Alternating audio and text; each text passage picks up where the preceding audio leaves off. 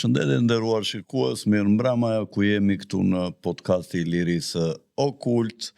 Sot do të vazhdojmë emisionin për gurët kilometrik të historisë. E kemi lënë në vitin 1600 dhe do vazhdojmë dhe 200 vjet tjera në këtë pjesën e dytë, do të kemi dhe pjesë tretë. Para se të fillojmë trajtimin e emisionit, nga ngjarjet më të rëndësishme historike që unë kam përzgjedhur për këto 200 vjet, dëshiroj të bëj një kujtesë atyre që hynë rastësisht nga rrjetet tona sociale ose edhe këtu në YouTube, një subscribe, pra abonim në shqip kanalit ton, sepse ju na ndihmoni dhe ne ju ndihmojmë duke pasur lehtësira nga YouTube më të mëdha, pasi të bëhemi 10.000 subscriber abonent dhe do të bëjmë këtu një fest, një tortë të madhe, pastaj këtë do ta bëjmë dhe me 100.000 kur të vëmë, sepse dhe YouTube ka lehtësira të tjera.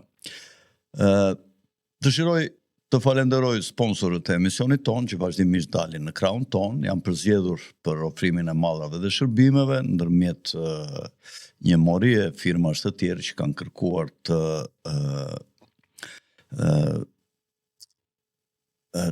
të sponsorizojnë dhe të bashkohen emisionit ton.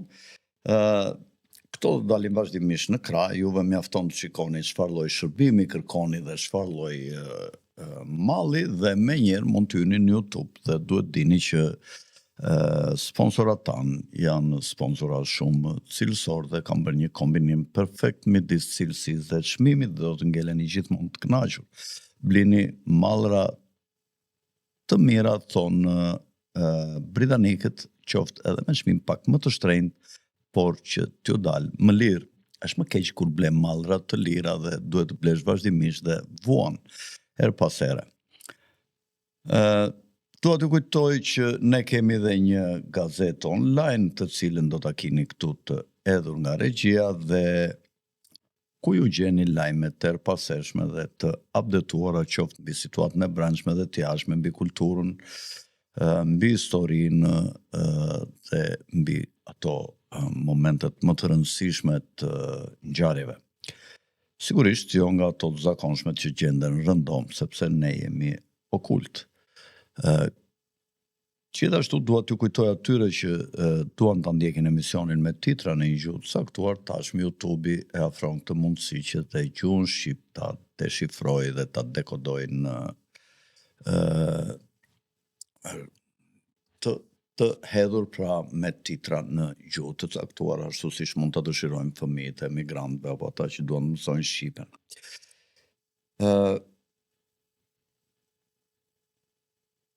Të vazhdojmë me pjesën e dytë të emisionit, aty ku e kishim lënë.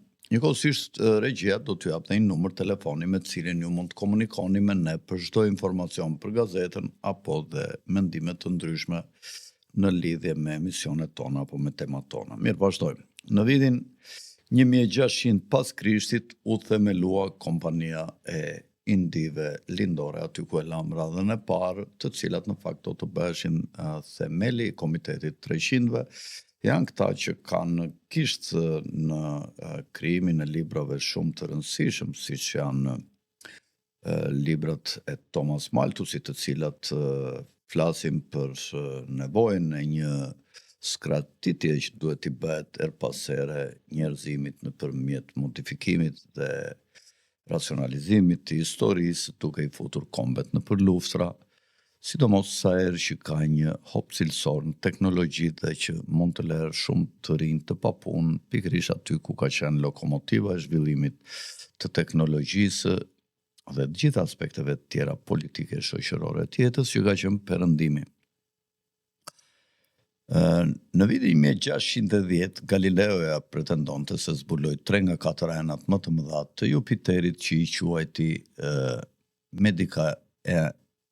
Medicean stars ose yjet medikeane, dhe këto emra ja vuri për nder të fëmijëve të padronit të tij Cosimo de Medici dhe 3 vëllezërve të tij.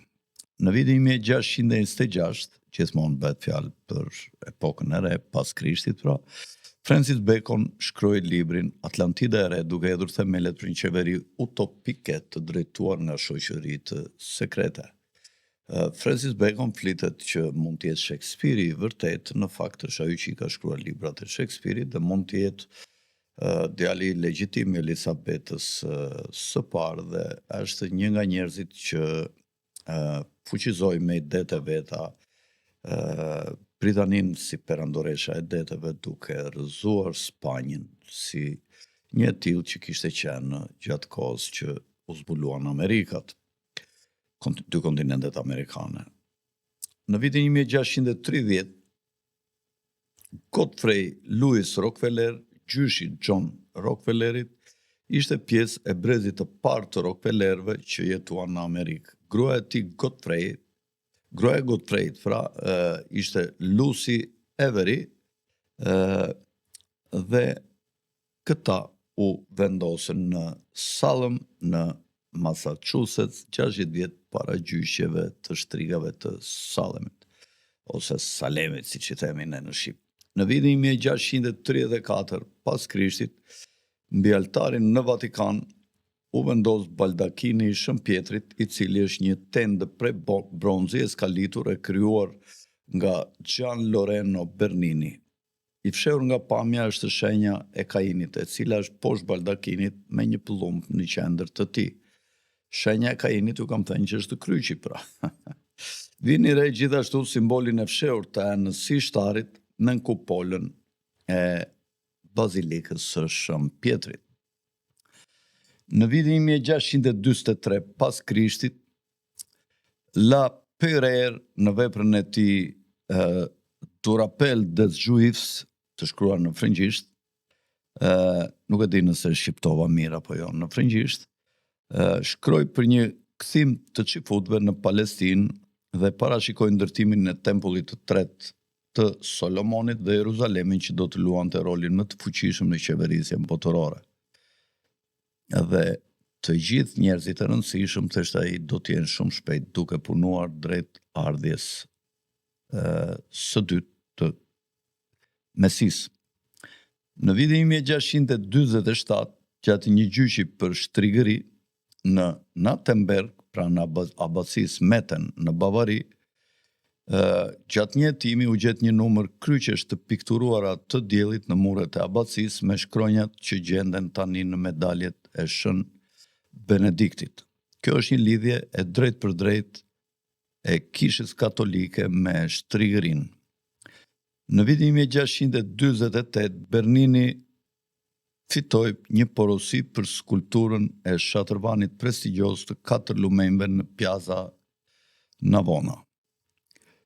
Në vitin 1649, puritanët pro-Izraelit ekzekutuan Charlin e parë të Anglisë dhe fituan pushtet të plot shtetëror duke themeluar Commonwealthin e Anglisë. Gjithashtu në këtë vit, John Sadler, sekretari i Cromwellit, argumentoi se britanikët ishin një nga fiset e humbura të Izraelit në një broshurë të shkruar prej tij të titulluar Të drejtat e mbretërisë dhe në këtë moment filloi çifutëria e qeverisë britanike ose sionizmi, më mirë të themi, i mbretërisë britanike. Në vitin 1652, Menaseh ben Izrael shkroi librin broshurën Shpresa e Izraelit, një tekst të hershëm sionist. Në vitin 1655, në 24 prill, Duka i Savojës urdhëroi masakrën e Valdezëve. U fillua një fushat e pa provokuar plaçkitjesh, përdunimesh, torturash dhe vrasjesh. Në vitin 1660, Samuel Oppenheimer, një bankier gjuish ashkenazi, diplomat i oborit perandorak, faktor dhe furnizues ushtarak për perandorin e shenjtë romak, gëzonte favorin e veçantë të perandorit Leopold i parë dhe këtij u dha shuma të konsiderueshme parash për luftën e madhe kundër turqve. Në vitin 1670, Isaac Newtoni studioi Kabalën dhe parashikoi një kthim të gjujshve në Palestinë dhe ndërtimin e Jeruzalemit në fund të shekullit të 19 e ka parashikuar ai, pra në fund të viteve 1800, ashtu siç ndodhi në fakt, dhe ngritjen e tempullit të tretë në shekullin e 20 ose të 21, ka thënë Isaac Newtoni, dhe kjo do të çonte në fundin e botës jo më vonë se viti 2060. Kështu e ka parashikuar Newtoni, vitin 2060, fundin e botës. 1685 u pikturua nga jezuiti Andrea Pozzo apoteoza e Shën Injatit. Në vitin 1688, gjatë mbretërimit të mbretit James II, u shkrua deklarata e indulgjencës, e njohur ndryshe si deklarata për lirinë e ndërgjegjes. Kjo u shkrua në Angli, por aty dështoi të vendoseshe, dhe ky në fakt ka qenë dokumenti pararendës i deklaratës së pavarësisë së Shteteve të Bashkuara. Në vitin 1700, pentagrami me 5 faqe quhej si shenjë demonologjisë. Një studiues, White Kenneth, e quan peskençin e Solomonit, ose atë yllin e Solomonit, të fuqishëm për të dëbuar demonët. Në vitin 1711, Naftali Cohen, një rabin dhe kabalist ruso-gjerman, babai i cilit Isaac Cohen ishte stërnip i Xhudak Loev Ben Bezalel, më 14 janar shpërtheu një zjarr në geton e Frankfurtit Judenkasse, një geto gjujshe pra, dhe kjo ishte dhe vendlindja e Rothschildëve, thot Naftali Cohen, dhe tregoi fillimin e rrëzimit perandorisë së shenjtë romake, e cila në vitin 1806 mori fund pas pushtimit të Venecias nga Napoleon Bonaparte dhe Aleksandri Pari i Rusisë. Në vitin 1717 u krija lozha e madhe e masonëve të Anglisë. Më 1718 lozha e madhe e masonëve, domethënë vendosi kushtetutën e Andersonit si kushtetutën e saj në vitin 1717. Në vitin 1718 u themelua në Londër nga Philip Wharton, mjeshtri i madh i lozhës së madhe të Anglisë, ai që i quhet Klubi i Zjarrit të Ferit. Në vitin 1723, kushtetutat e masonëve të, siç e u thash, të James Andersonit, përfshiu një rrëfim me shënime në fund të faqes së shtyllave të Enokut në përputhje me një traditë të regjistruar për herë të parë në Palaea historika, sipas cilës Enoku gdhendi gjithë shkencën e njohur në mermer dhe tulla për t'i mbijetuar përmbytjes. Në vitin 1725, libri Sefer Tikuneiha Moadim, e shkruar në arameisht kjo, ose në hebraisht, nuk jam i sigurt, u shkrua, e ka marrë siç ishte, u shkrua në furt, dhe tema kryesore gjithë librit ishin temat kabaliste. Mayer Rothschild, pararendësi i parë i dinastisë Rothschild, u dërgua në këtë shkollë ebraike që quhet në gjuhën ebraisht Yeshiva në Furth, por ai braktisi studimet e tij për shkak të vdekjes së parakohshme të prindërve të vet. Në vitin 1730 po rrite ngadalë një organizatë fetare e fshehtë që do të nxirrte një valë të dytë të sionizmit protestant dhe bashkë me të lindjen e protestanizmit ungjillor. Në vitin 1743, Mayer Amschel Rothschild lindi një familje hebreje ashkenazi në Judengasse. Naftali Cohen, që pretendonte se ishte pjesë e linjës së gjakut davidik, e cila është linja e gjakut nga e cila supozohet të vijë Mesia hebraik, ishte prifti kryesor në Judengasse nga ku e kishin origjinën Rothschildet, ose Rothschild. Në vitin 1746, Francis Dashut bëhet udhëheqës i klubit zjarrit të Ferit, urdhri i kalorësve të Shën Franceskut dhe krijon moton e klubit që ishte bëj çfarë të duash, e cila u përdor më vonë nga okultisti Aleister Crowley, ose ai që quhej Pisha, sepse kishte numrin 666. Dhe mendohet që Aleister Crowley është bjeri i George Bushit plak, ka që një nga njerëzit më të rëndësishëm në botë në kohën e vet, në fillim të shekullit 20, gjysmën e parë. Në vitin 1750, frankizmi u bë një lëvizje fetare eretike ebraike sabateane, e përqendruar në udhëheqjen e pretendentit të Mesisë hebrej Jakob Frank. Ai njihte vetëm librin e shenjtë të Kabalës, Zoarin. Ata deklaruan se e konsideronin Mesin shlirimtar si një nga mishërimet e 3 ynive. Në vitin 1752, George Washington u inisua si mason i lirë në 4 nëntor në lozhën numër 4 të Frederiksburgut. Në vitin 1757, nipi Samuel Oppenheimerit i mësoi Rothschildit gjëra të dobishme, njohurinë në tregtinë e jashtme dhe në këmbimin valutor, përpara se të kthehej në biznesin e vëllezërve të tij në Frankfurt. Me ndihmën e disa të afërmve, Rothschild siguroi një vend mësimi te Jacob Wolf Oppenheimer në firmën bankare të Simon Wolf Oppenheimer në Hanover në vitin 1757. Në vitin 1758, Benjamin Franklin merr pjesë në takimet e klubit të zjarrit të Ferit në Angli. Në vitin 1760, Adam Weishaupt, Rothschildet, jezuitët, disa nga presidentët SBA-ve, masonët e tjerë formuan atë që do të quhet më vonë Illuminati.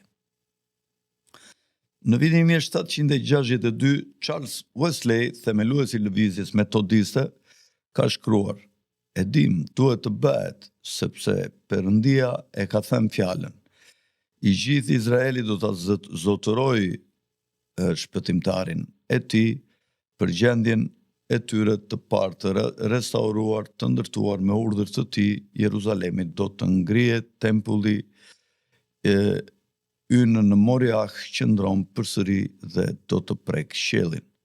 Në vitin 1765 nis fillimi i revolucionit amerikan.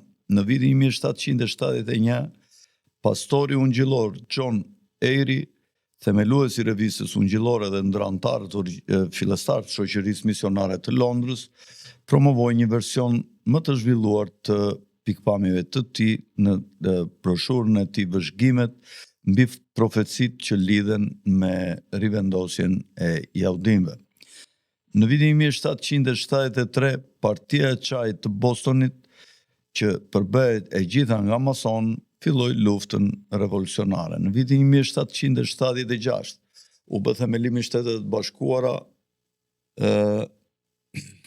dhe ky ishte një nga planet e Illuminatit, duke shënuar planin global revolucionar për ndryshime. Thomas Jeffersoni, autori i deklaratës së pavarësisë, shkroi se njerëzit më të mëdhenj që kishin jetuar ndonjëherë ishin Francis Bacon, Isaac Newton dhe John Locke. Thomas Paine u bë autor i Common Sense. Benjamin Franklin themelon lozhën e 9 motrave në Francë dhe bëhet mjeshtër së bashku me Thomas Jefferson dhe Voltairin në lozhë. Në vitin 1782, u kryua vula e madhe e Shtetet e Bashkuara nga John Adams që përfshinte syrin dhe piramidën e Illuminatit. Nuk u bë e njohur publikisht në fillim derisa Franklin Delano Roosevelt e shtoi atë në pjesën e pasme të kartmonedhës $1. Në vitin 1785, Isaac Pressburg ose Isaac Heymans Pressburg u martua me Nanette Solomons Cohen. Ata patën një vajzë, Henriette Pressburg, e cila u martua me Heinrich Marxin, babain e Karl Marxit. Një nga familjet e shuara të rabinëve të kriptohebrejve në Amsterdam ishin Pressburgët. Kriptohebrejnë quhen hebrejnë të fshet, që ishin sipas vendit, sikur janë katolik ose protestant ose ortodoks ose musliman, dhe në fakt fenë e tyre ruajnë në familjen e tyre. Pra, Pressburgët kanë qenë rabin për të paktën një shekull. Në vitin 1789 filloi revolucioni francez me ndihmën e masonëve dhe lozhës së Nëntmotrave, ku ishte Benjamin Franklin, Jeffersoni dhe Volteri.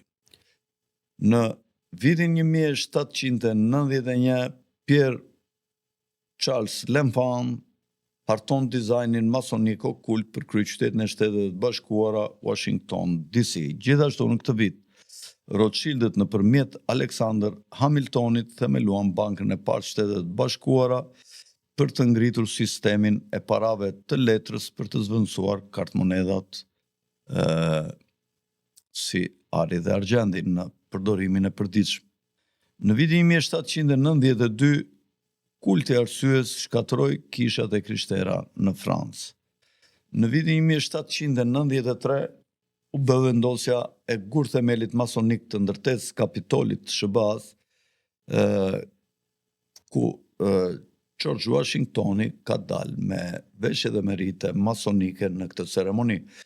Thomas Paine shkroi Epoka e arsyes, ku thuaj se Jezusi ishte një i krijuar me karakter të lartë. Në vitin 1797, Traktati i Tripolit është deklarata më e qartë se themeluesit e parë Shtetet e Bashkuara të Amerikës nuk ishin të bindur se po krijonin një kombë të krishterë.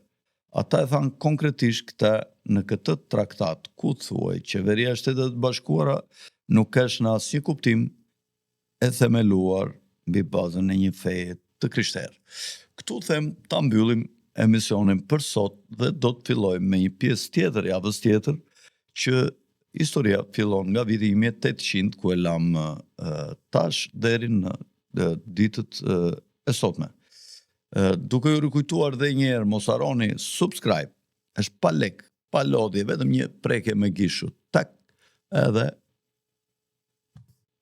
shtohet numri, shto minut, shto orë, shto ditë, shto javë, dhe shto muaj.